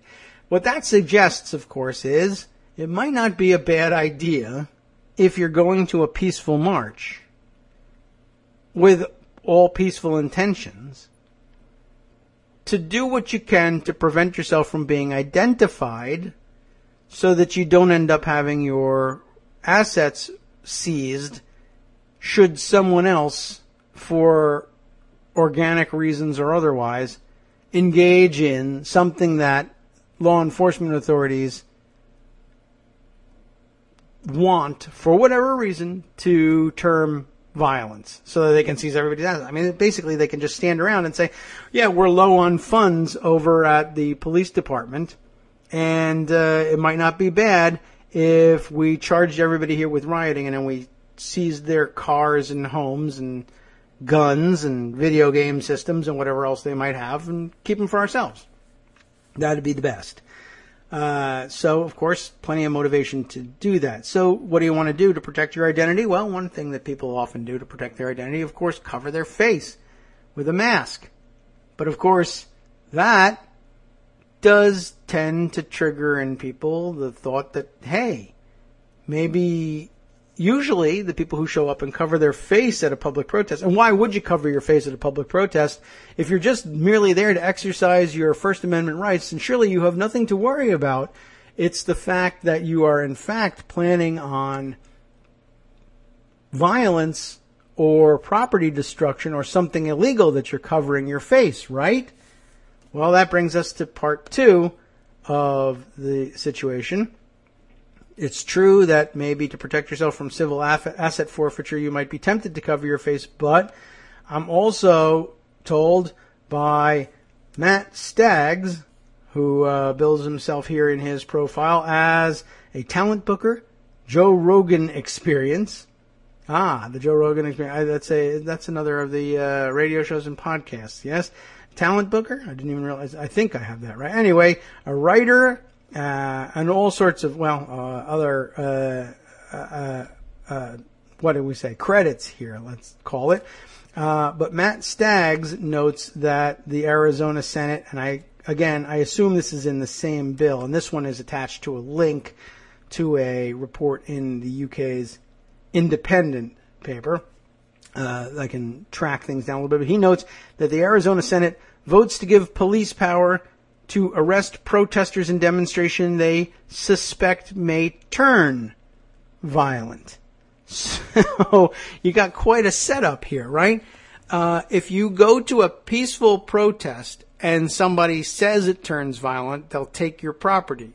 So you don't want to be identified for being there, so you'll cover your face. The minute you cover your face, now they suspect the protest may turn violent and they can arrest you for that instead, or alongside the other things. That's quite a setup. So I think you're pretty doomed if you want to protest anything in Arizona, which is, of course, the actual point of this whole thing. Here's the news from the Independent. Republicans, and amazingly, that's where I end up turning for news about the United States. I'm sure it's in the Arizona papers somewhere. It just happens that this is handier. Republicans vote to give police powers to arrest people planning peaceful protests. Wouldn't you rather stop a riot before it starts? Asks the senator, who I guess who's behind it. Police may be given the power to arrest anyone involved in a peaceful demonstration that is merely suspected of turning violent. Republican senators in Arizona voted for SB 1142 this week, which proposes expanding the state's racketeering laws to also include rioting. Well, I think rioting really by definition is probably pretty well outside the realm of centralized planning, but okay. It will permit police to arrest people who are at least involved in planning a protest. Wow. Wouldn't you rather stop a riot before it starts? Yeah, I'd rather, but you can't. Wouldn't I rather stop an accidental shooting before it happens? Wouldn't I rather stop a mistaken identity shooting before it happens? Wouldn't I rather stop an intentional shooting before it happens? Yes, but I can't. Because freedom. Oh. Well, anyway, it's a former police officer, this current senator. His name is John Kavanaugh, Kavanagh. That's during the debate he mentions this. I don't know whether he's the sponsor or not, but he's the source of the quote.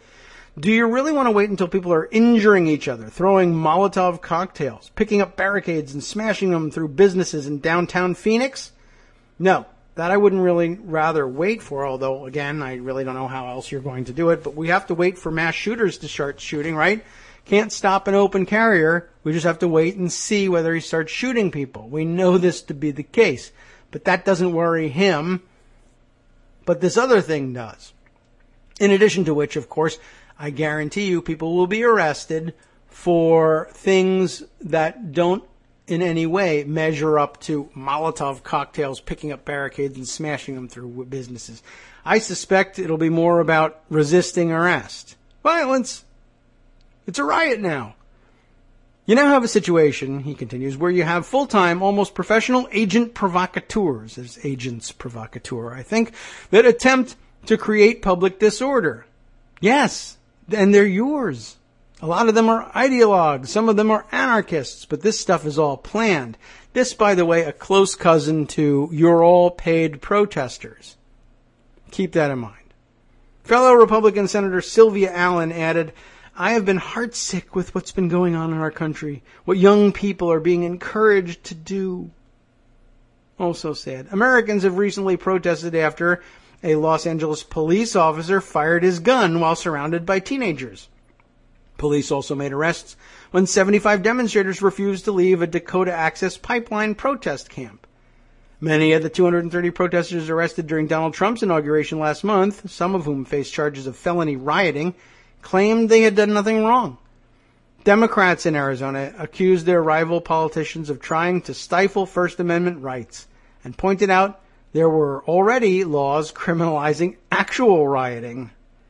Senator Steve Farley said it will have a chilling effect on anybody, right or left, who wants to protest something the government has done. No, it won't, because right-wing protesters know they won't be arrested for those things because they're so patriotic. You can tell by the tricorn hats and or Harley-Davidson t-shirts. Republicans voted by 17 to the Democrats' 13 in favor of the bill on Wednesday. It now goes to the House of Representatives for approval. So we'll keep an eye on that one. No word on whether or not that includes the provisions about civil asset forfeiture. But I just thought that was a pretty incredible state of affairs. And so did some other of our friends and fellow observers on Twitter who point out, among other things, and here I'll have to scroll back and try and find the original tweets just by way of crediting our friends who brought them to our attention. Let's see, did this come under the KITM hashtag or not? Oh, it might be difficult to find. Here it is. Let's see. Oh no, look at that. I got it from at least two sources here, but I'm going to keep scrolling just for a minute to see if I can't hit on it here. No, and I don't think I can come up with it. And I should have stuck that into Pocket as well. I do feel like there's a way to dig this up before things are... Hopefully I can find it, and if I can't credit you on the air, we can credit you in the roundup. But at any rate, how dangerous is it? What sort of... is there safety in numbers? Would you be able to march with your face uncovered at a mass demonstration of the likes that we saw with the women's marches, for instance, in all of the... Well, everywhere, all across the country and all around the world? The answer is no. There is no safety in numbers. Part of the way we know that, one of the many articles that I got from, dang it, I wish I had this source readily available. I apologize. Thank you very much for sending them to me. Maybe you're not listening to the show. It wasn't quite obvious that you were responding to something on Twitter rather than on the show, so maybe I get away with this one. But by way of background, facial recognition software used on a mass scale is available to major metropolitan police departments anyway, and probably increasingly to smaller departments around the country too. This from Tech Dirt way back in August of 2014 states the case. The Boston police used facial recognition software to grab photos of every person attending which protest? Not a protest. Local music festivals. What? That does seem weird. 2014. Who was president then? This fascist Trump? No, well, okay. We would have pointed out very quickly to us, probably by Glenn Greenwald and others, and they'd be right, that Barack Obama was president at the time. But here we are. Let's see. Once again, the government is experimenting on the public with new surveillance technology and not bothering to inform them until forced to do so. Boston's police department apparently performed a dry run of its facial recognition software on attendees of a local music festival. Well, what have they got to hide, right? Nobody at either day of last year's debut, Boston Calling, partied with much expectation of privacy, and that's how it is that they'll get away with it. There's no expectation of privacy for being there. This from digboston.com. With an army of media photographers, selfie takers, and videographers recording every angle of the massive concert on Government Center, it was inherently clear that music fans were in the middle of a massive photo op. What Boston Calling attendees, and promoters for that matter, didn't know, however, was that they were all unwitting test subjects for a sophisticated new event monitoring platform. Namely, the city's software and equipment gave authorities a live and detailed bird's eye view of concert goers, pedestrians, and vehicles in the vicinity of City Hall on May 25th and 26th of 2013, as well as during the 2 days of a subsequent Boston Calling in September. We're not talking about old school black and white surveillance cameras, more like technology that analyzes every passerby for height, clothing, and skin color. While no one expects their public activities to carry an expectation of privacy, there's something a bit disturbing about being scanned and fed into a database maintained by a private contractor and accessible by an unknown number of entities. Then there's the problem with the technology itself, which, while improving all the time, is still going to return a fair amount of false positives. Ultimately, taking several thousand photos with dozens of surveillance cameras is no greater a violation of privacy than a single photographer taking shots of crowd members. The problem here is the cover-up and the carelessness with which the gathered data was and is handled. First, the cover-up. Like many surveillance programs, this uses the assumed lack of an expectation of privacy as its starting point, but this assumption only works one way. The public can only expect a minimum of privacy protections in public, but law enforcement automatically assumes a maximum of secrecy in order to protect its investigative techniques. In this particular situation, careless security dovetails directly into the cover-up. Boston's Dig website came across a ton of data, documents, and captured video from this program just laying around the web. They write, Dig reporters picked up on a scent leading to correspondence detailing the Boston Calling campaign while searching the deep web for keywords related to surveillance in Boston. Shockingly, these sensitive documents have been left exposed online for more than a year. Among them are memos written by employees of IBM, the outside contractor involved, presenting plans to use face capture on every person at the 2013 concert.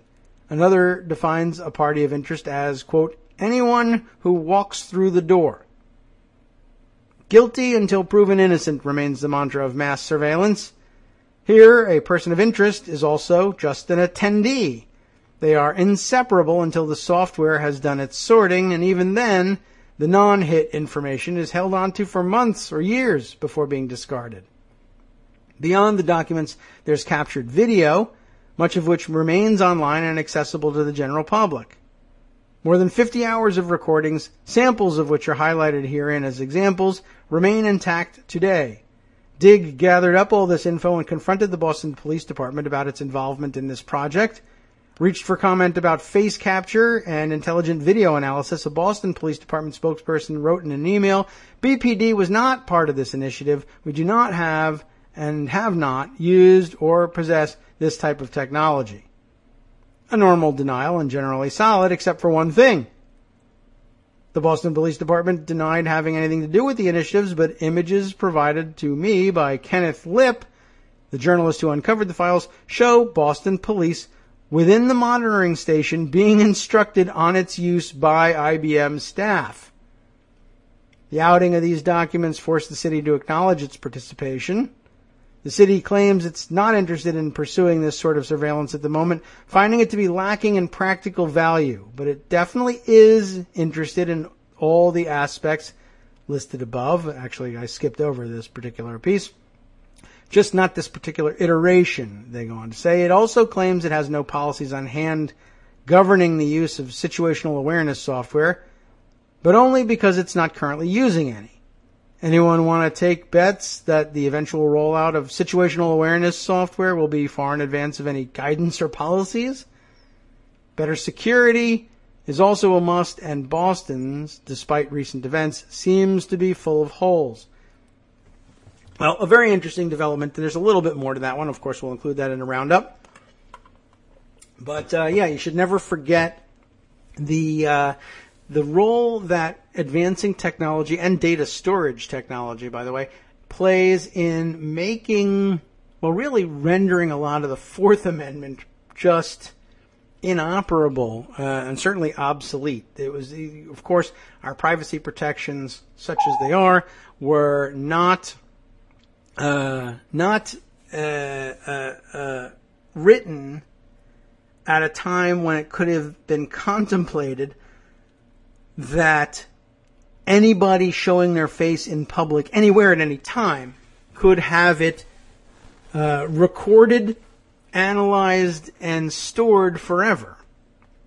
In other words, there's no expectation of privacy in walking down the street, it's true, but there never was any expectation that an exact likeness of your face could be grabbed without any particular cause by the government and stored digitally for years so that your face could be matched correctly or incorrectly in a investigation of a crime or anything else for that matter at any time in the future.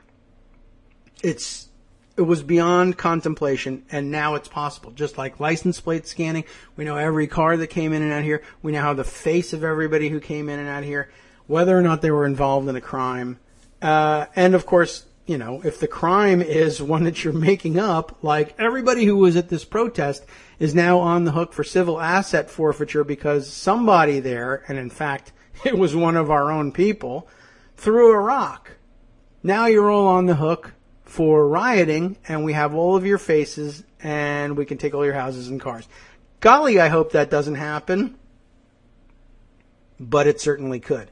All right, let's see. There were a couple of other items that I wanted to toss in here, and we'll see whether we get to them or not. I mentioned yesterday that there was so much additional writing on the guys at Cambridge Analytica.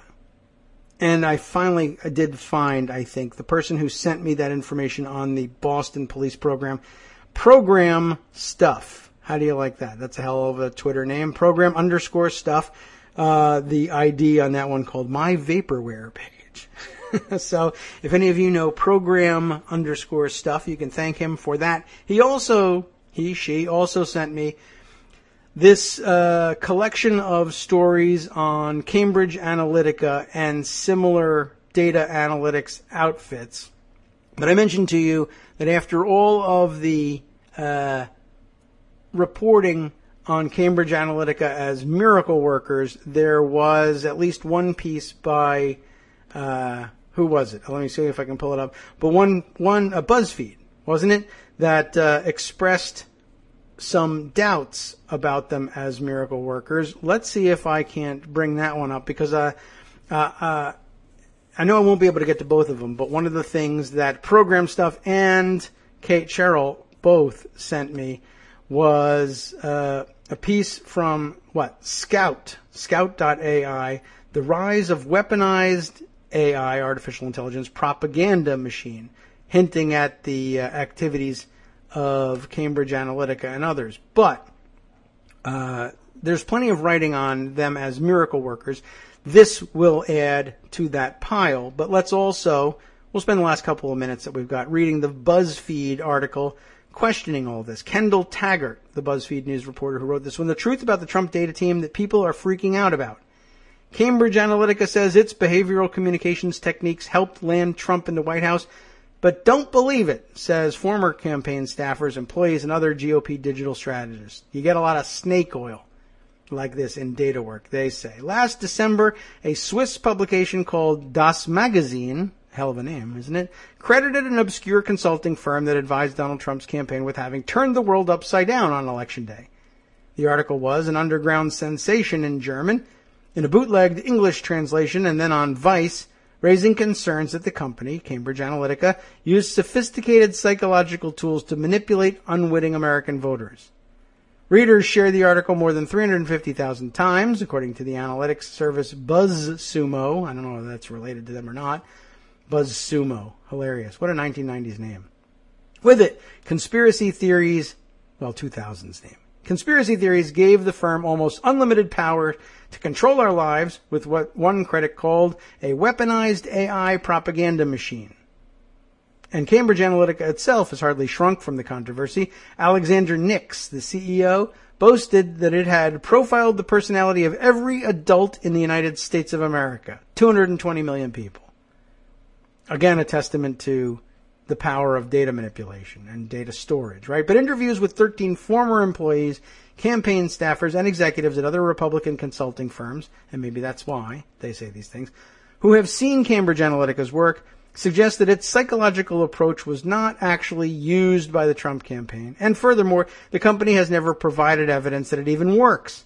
Rather than a sinister breakthrough in political technology, the Cambridge Analytica story appears to be part of the traditional contest among consultants on winning a political campaign to get their share of the credit and win future clients. Every person who spoke to BuzzFeed News insisted on anonymity, with many citing a reluctance to cross the company's powerful leaders, who insiders say include co-owner Rebecca Mercer, one of Trump's major donors, and board member Steve Bannon, his chief strategist. Now, of course, it would be in their interest, naturally, to say that they did fantastic things, and who could dispute them if they just said it from inside the White House, right?